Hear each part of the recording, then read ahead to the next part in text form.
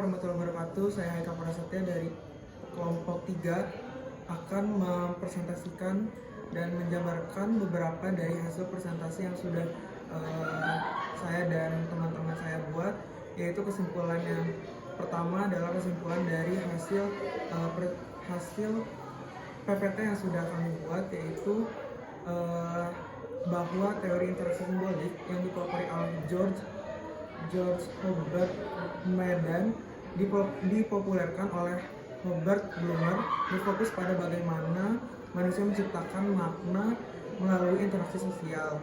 Poin-poin kunci dari teori ini meliputi yang pertama, pentingnya makna. Manusia tidak bereaksi terhadap sesuatu, benda, orang, peristiwa secara otomatis, melainkan bertindak berdasarkan makna yang mereka berikan pada hal-hal tersebut. Yang kedua, asal-usul makna. Makna tidak melekat pada objek itu sendiri, melainkan diciptakan melalui interaksi sosial atau komunikasi antar manusia. Yang ketiga, interpretasi.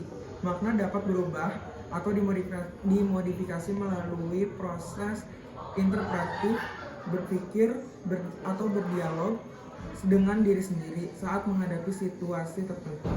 Yang keempat, 3 konsep utama mind, self, society. Yang pertama, mind, pikiran.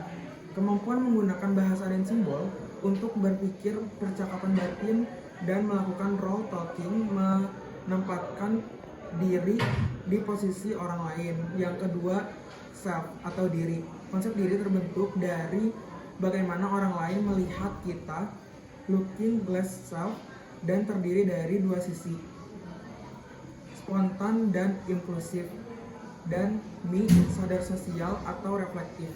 Yang ketiga, society atau masyarakat. Jalinan hubungan sosial yang diciptakan manusia dipengaruhi oleh particular others atau yang biasa disebut orang dekat, dan generalized other atau norma masyarakat umum. Lalu contoh dari hasil PPT yang sudah kami buat mengenai teori simbolik adalah yang pertama, contoh pembentukan makna simbolik atau interaksi dasar. Situasi, contohnya adalah situasi seseorang tersenyum kepada Anda.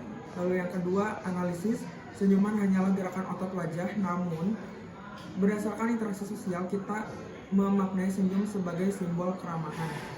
Yang ketiga, contoh dari pembentukan makna adalah yang ketiga, tindakan. Karena Anda memaknainya sebagai keramahan, Anda merespons dengan senyum kembali atau menyapa balik.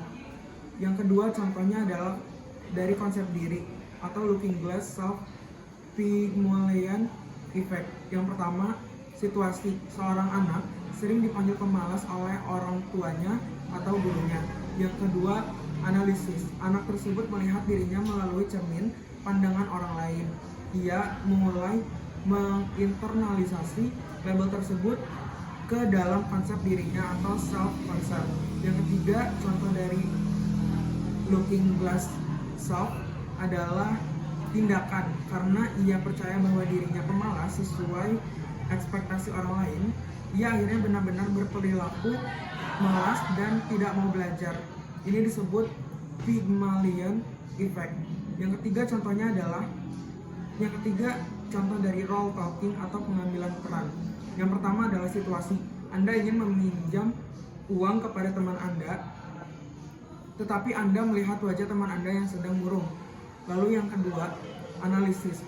Menggunakan kemampuan mind, Anda melakukan role talking, menempatkan diri di posisi teman. Anda berpikir, jika saya sedang sedih, saya pasti tidak ingin diganggu masalah uang. Lalu yang ketiga, tindakan. Anda memutuskan untuk menunda meminjam uang dan bertanya, apakah kamu baik-baik saja? Proses ini terjadi melalui percakapan batin atau thought sebelum bertindak. Yang keempat, contohnya adalah generalized other atau masyarakat. Yang pertama, situasinya, Anda ingin makan dengan tangan kiri di sebuah acara resmi. Lalu analisisnya, sisi I atau impulsif, Anda mungkin ingin langsung makan. Namun sisi mie atau reflektif, Anda mengingat aturan sosial atau pandangan masyarakat umum, generalized other, bahwa makan dengan tangan kiri dianggap tidak sopan di budaya tertentu. Lalu yang ketiga, tindakan, Anda membatalkan niat tersebut dan makan menggunakan tangan kanan atau sendok agar diterima secara sosial.